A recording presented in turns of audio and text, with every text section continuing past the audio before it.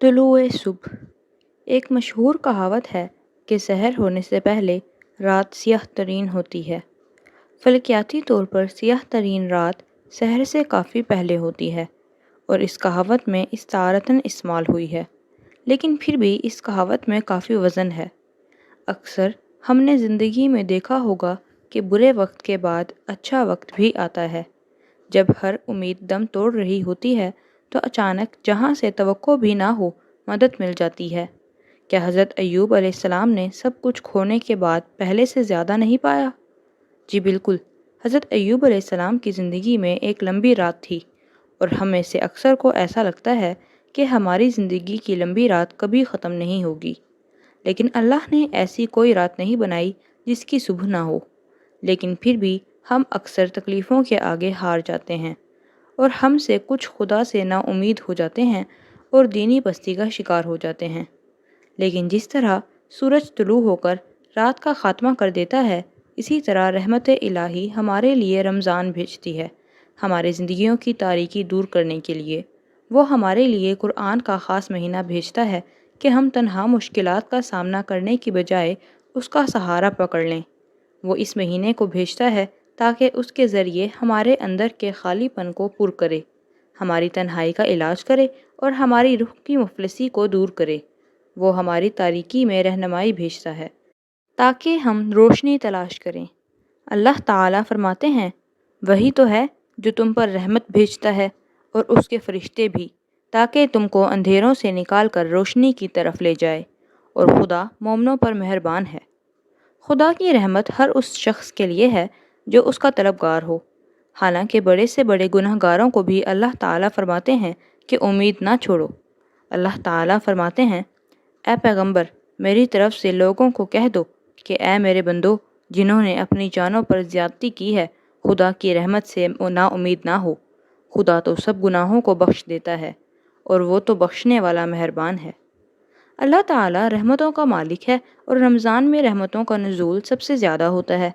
حضرت محمد صلی اللہ علیہ وسلم رمضان کے بارے میں فرماتے ہیں کہ اس کا آغاز رحمت، اس کا درمیانی حصہ معافی، اور اس کا آخر جہنم کی آگ سے نجات کا ذریعہ ہے۔ رمضان کا ہر لمحہ خدا کی طرف لوٹنے کا موقع ہے۔ ہماری زندگی کا بیشتر حالات ہمارے اعمال کا نتیجہ ہوتے ہیں۔ ہمارے گناہ ہماری ذلت کا سبب بنتے ہیں۔ صرف اللہ کے راستے پر ہی عزت کی امید ہے۔ اگر ہم مسلسل فجر چھوڑتے ہیں یا حرام سے دوری اختیار نہیں کر رہے تو خدا سے اپنے تعلق کا جائزہ لینے کی ضرورت ہے۔ سب سے بڑھ کر یہ کہ ہمیں اپنے آپ کو دھوکہ نہیں دینا چاہیے، اپنے آپ سے مخلص ہونا چاہیے اور سچ بولنا چاہیے۔ اور ہم یہ سوچ ہی نہیں سکتے کہ اس دنیا میں کوئی کامیابی، ناکامی، حاصل، نقصان، ملنا نہ ملنا کچھ بھی خدا کی مرضی کے بغیر ہو سکتا ہے۔ ہماری زندگی اور لوگوں سے تعلقات میں عروج و زوال کا انحصار خدا سے ہمارے تعلق پر ہے، لیکن لوگوں کی طرح خدا رنجشوں کا حساب نہیں رکھتا۔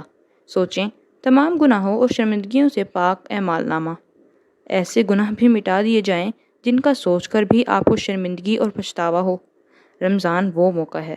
حضرت محمد صلی اللہ علیہ وسلم نے فرمایا، جو کوئی رمضان کے روزے خالص ایمان اور اللہ سے جزا کی امید میں رکھتا ہے تو اس کے پچھلے تمام گناہ معاف کر دیے جاتے ہیں۔ اس نادر موقع سے ہم کس طرح بھرپور فائدہ اٹھا سکتے ہیں؟ دو پہلو جن کو اکثر نظر انداز کیا جاتا ہے، ان کا دھیان رکھنا ضروری ہے۔ ہم روزہ کیوں رکھتے ہیں؟ اکثر لوگ روزہ رواج کے طور پر رکھتے ہیں اور اس کے اصل مقصد سے ناواقف ہوتے ہیں، اور کچھ کا خیال ہوتا ہے کہ روزہ آپ میں غریبوں کا احساس پیدا کرنے کے لیے ہے، جبکہ یہ صرف روزہ رکھنے کا ایک خوبصورت نتیجہ ہے، لیکن اصل مقصد نہیں جو اللہ تعالیٰ نے تعلیم فرمایا ہے۔